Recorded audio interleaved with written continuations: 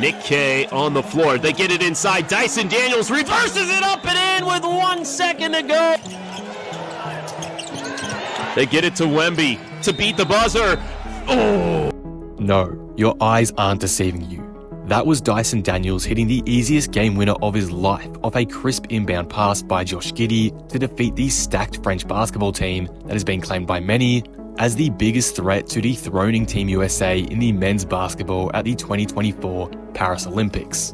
And yes, you're right again. That was the Rookie of the Year and the NBA's latest generational talent, Victor Wembanyama, being forced into an airball at the buzzer.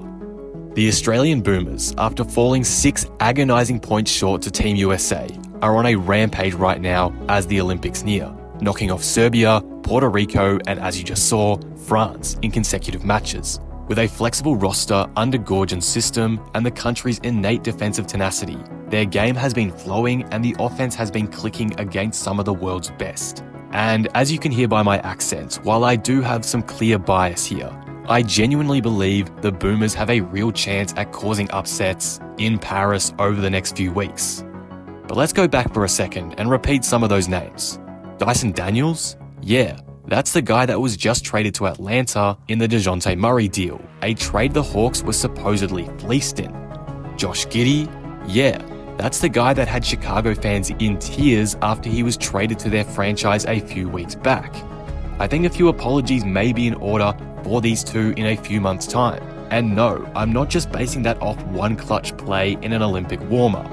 These two guys have been at the forefront of Australia's success and rapidly building momentum in the lead up to basketball's biggest international tournament that arrives in only a few days' time. Let's take this game against France for an example. Dyson Daniels may have won the game quite literally with his offense, but it was really his play on the other end that stole the show. He finished the night with 5 steals, including this one here. He gets right into Batum's face on the catch, makes a couple well-timed swipes of the ball, and cleanly knocks it away as Batum tries to blow past him, leading to a wide-open dunk. Or how about this one? Dyson leaves his position to help double Wemby on the catch in the high post and deflects the ball away.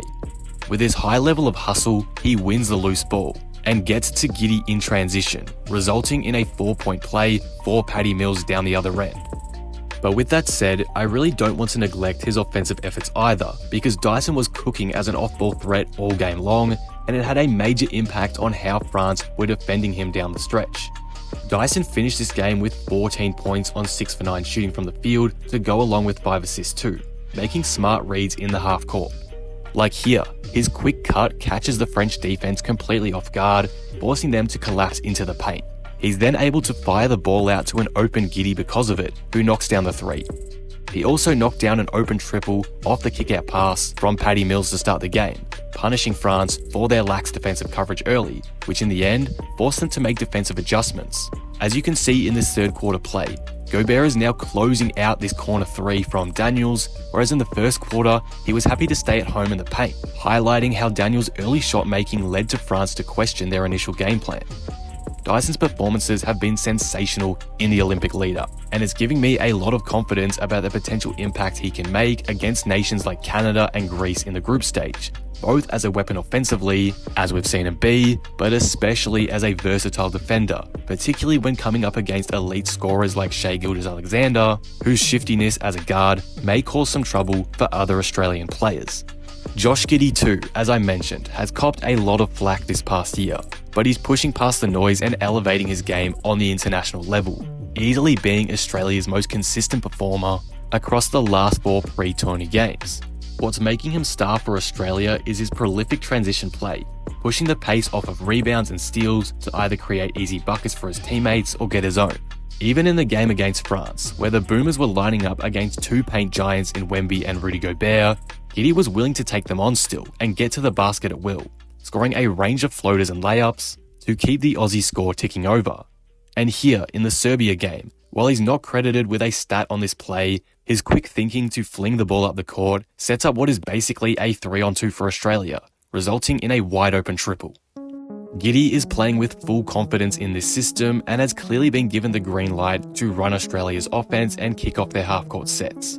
It's exciting to see a guy as dominant in transition as him take this leap and play at this level consistently, because it means Australia can match other transition-heavy teams bucket for bucket, like they may have to do against Giannis Antetokounmpo and Team Greece.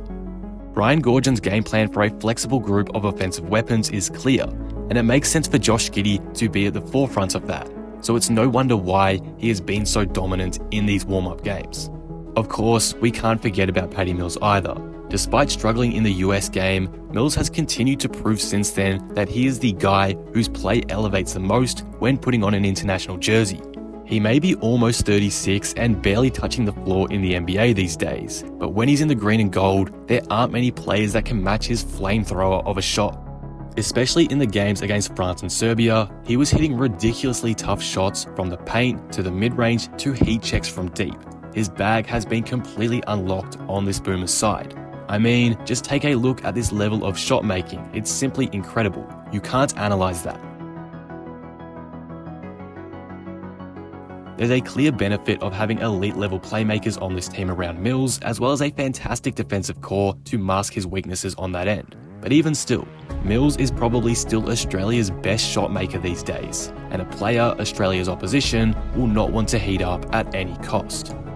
Serbia and France saw that firsthand when he scored 28 and 24 points against them respectively, shooting lights out percentages too. It's hard to believe that Mills can still be this good, but it's true, and he's going to continue to make other nations pay come the Olympics in a few days' time. There are many other elements of this roster that are bright too. Jack McVay's shooting threat is elite, and he recently picked up an NBA contract, highlighting the serious talent he has to offer.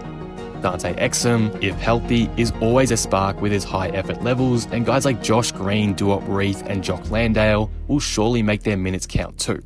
A lot of people have questioned head coach Brian Goorjian's coaching tactics and team selection in the past, and I'm definitely not going to sit here and say I'm a massive fan of his either. I was just as confused as anyone when he didn't select Matisse Thybulle. But there is proof that he has the ability to make smart adjustments to keep Australia in games and maximise the skill sets of the players on this roster. Take the USA game for example. Team USA smoked Australia in the first half to lead by double digits as Australia's defensive rotations were poor, with many miscommunications early leading to wide open shots. However, Australia were able to climb back into the game late in the third and into the fourth quarter through a key change in philosophy, upping the aggressiveness on defense and putting more pressure on the US bigs with constant drives into the paint and physicality on the glass. It resulted in Australia almost pulling off a 20-point comeback if it weren't for some clutch shot making by Tyrese Halliburton, but the keys to success were clear. Australia scored 68 points in the paint, sneaking by the interior presence through constant backdoor cuts, interior passes, and hard-nosed drives.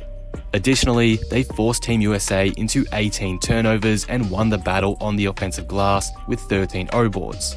That level of effort that Goorjian has instilled into this team has persevered throughout the remaining warm-up games. There's a clear focus on getting in transition and into the paint, and that often leads to a clear chance around the basket or a kick out to three while the opposition defense collapses. When the game slows down in the half court, Australia have been great at moving off the ball and forcing the opposition defense to have clear communication, because otherwise they're going to get stuck on an island with Patty Mills, get caught on a DHO, or miss a backdoor cut from screens happening off the ball that 99 out of 100 times Josh Giddy is getting a dime on.